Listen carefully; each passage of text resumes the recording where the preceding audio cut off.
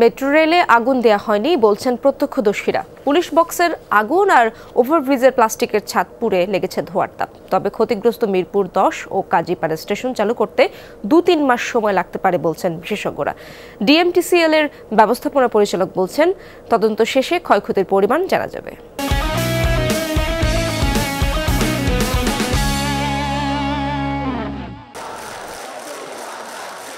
ছাত্র জনতার আন্দোলনকালে মেট্রো রেলের এই ছবি ভাইরাল হয় সামাজিক যোগাযোগ মাধ্যমে।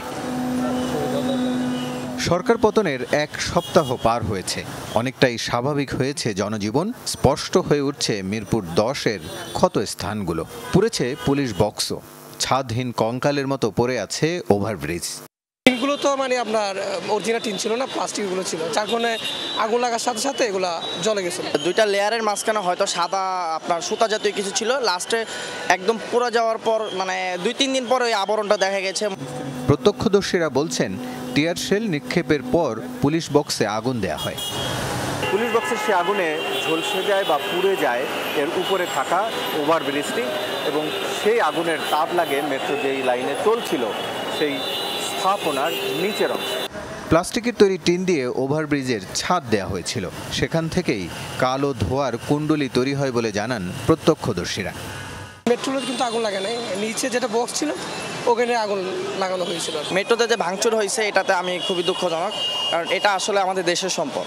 পুলিশ বক্স থেকে মেট্রো স্টেশন দূরে থাকায় সেখানে আগুন পৌঁছাতে পারেনি। বাহ্যিক আবরণেও মিরপুর 10 বা কাজীপাড়া স্টেশনে ক্ষত চিহ্ন খুব একটা নেই। তবে বিক্ষুব্ধরা ভাঙচুর চালিয়েছে 2 স্টেশনেই। লুটপাট হয়েছে অটোমেশন, কম্পিউটার সহ লাইট, ফ্যান আরও অনেক কিছু। উত্তরার যে ডিপো আছে সেখান থেকে আসলে রিমোটলি কিন্তু এটা আমরা নিয়ন্ত্রণ করি। যেহেতু সিগন্যাল সিস্টেম এবং কমিউনিকেশন সিস্টেমে কোনো ক্ষতিগ্রস্ত হয়নি, ট্র্যাকও কিন্তু ঠিক আছে এবং কোনো কোচেও কিন্তু অগ্নিসংযোগ হয়নি। ট্রেন কিন্তু চলাচলে এখানে আমি কোনো সমস্যা দেখছি না। এই প্রকৌশলী বলছেন, মেট্রো রেল চলাচলে বাধা নেই। স্টেশনের কম্পিউটার ও মেশিন প্রতিস্থাপন সহ সব মিলিয়ে 50 কোটি টাকার বেশি খরচ হবে না। এর আগে 350 কোটি টাকা খরচ হবে বলে জানানো হয়েছিল। প্রকল্প কিন্তু চলমান আছে, আমাদের হাতে নকশা আছে। এই নকশা দিলে কিন্তু আমি মনে করি 2 থেকে 2.5 মাসের মধ্যে এই যন্ত্রাংশ যেগুলো ক্ষতিগ্রস্ত হয়েছে এটা তৈরি করে জাপান থেকে আবার বাংলাদেশে আনা সম্ভব। কংক্রিটের যে স্থায়িত্ব বা কংক্রিটের যে ফোর্স নেওয়ার যে সক্ষমতা কমে গেছে কিনা এটা যাচাই বাছাই করা সম্ভব। কমিটি গঠন করা হয়েছে, আমার কাছে এখনো রিপোর্টটা আইসা পৌঁছে নাই। আমাদেরকে তো ওই যে কার্য দিবস দেওয়া হয়েছে, আপনি তো জানেন যে বিভিন্ন কারণে অফিস বন্ধ ছিল। আমরা আশা করি এটা দ্রুত পেয়ে যাব। মেট্রো রেল যাত্রার পর থেকে এই রুটে গণপরিবহন কমেছে, তাই মেট্রো বন্ধে ভোগান্তিও বেড়েছে অনেক। আমার প্রায় 2 ঘন্টা সময় লাগছে মিরপুর থেকে গুলিস্তান পৌঁছতে। ওইভাবে বাসটা যাইতে একটু সময় লাগতেছে আমার আর কি, তো মেট্রোটা থাকাতে একটু সুবিধা হয়েছে। মেট্রোটা যত তাড়াতাড়ি খুলে দেওয়া যায় ততটাই ভালো হয়।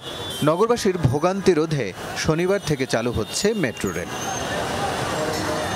রাসেল আহমেদ, যমুনা নিউজ, ঢাকা।